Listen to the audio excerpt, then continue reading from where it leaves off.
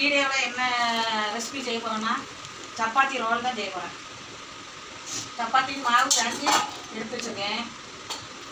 இந்த முட்டை 2 முட்டை அவிச்சு இந்த சின்னதில் திருவி வச்சுருக்கேன். இஞ்சியும் திருவி வச்சுருக்கேன். மல்லி இலை, ஒரு பச்சை மிளகா, ஒரு வெங்காயம், 2 வெங்காயத்துக்கு 2 முட்டை எடுத்துக்கிட்டா இது கரெக்டாக இருக்கும். இதை எல்லாத்தையும் வறுத்து எடுத்துக்கலாம். சப்பாத்தியாக தேய்ச்சி எடுக்கலாம். போட்டுக்கலாம்.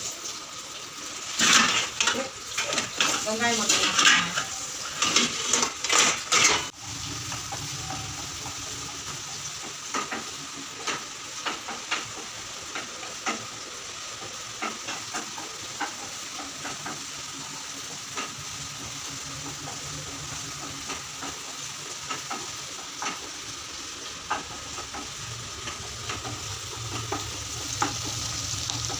வெங்காயம் வந்துட்டு இருக்கு.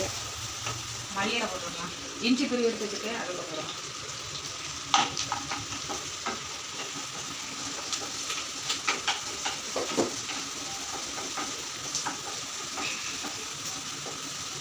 ரெண்டு முட்டைக்கு 2 வெங்காயம் கரெக்டாக இருக்கும்.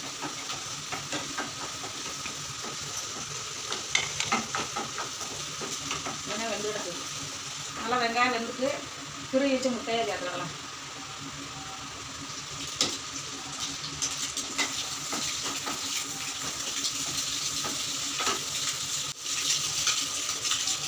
மல்லித்தூள், கரம் மசாலா, மஞ்சத்தூள் 3 சேர்க்கணும். மசாலா எல்லாம் சேர்த்தாச்சு. பச்சை வாசம் போகிற வரைக்கும் நல்லா வதக்கிக்கலாம். தேவையான அளவு உப்பு போட்டுக்கலாம். உப்பு தேவையான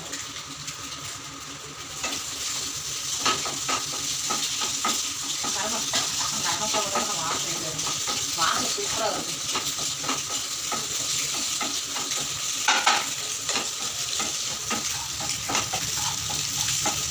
சூப்பராக வரும்.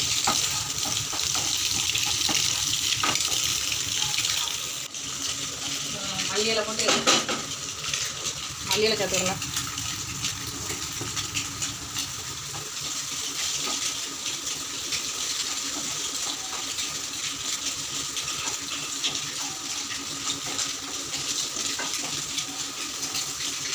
நல்லா வெந்துட்டு பாத்திரத்தில் வேறு பாத்திரத்தில் மாற்றி எடுத்துக்கலாம்.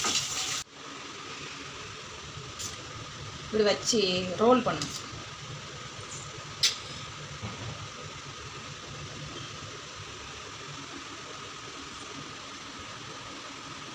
ரோல் பண்ணி இந்த பக்கமும் இப்படி அரைச்சிடணும். இந்த பக்கமும் மூடிடணும். இப்போ எண்ணெயில் போட்டு எடுத்துக்கணும்.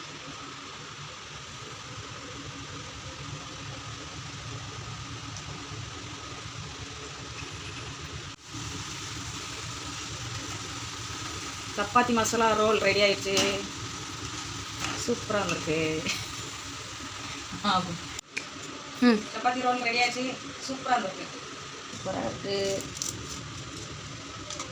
நல்லா இருக்கு.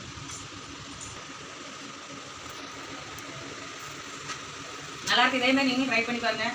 இந்த வீடியோ பிடிச்சிருந்தா லைக் பண்ணுங்கள், ஷேர் பண்ணுங்கள், கமெண்ட் பண்ணுங்கள், சப்ஸ்கிரைப் பண்ணுங்கள். பாய்.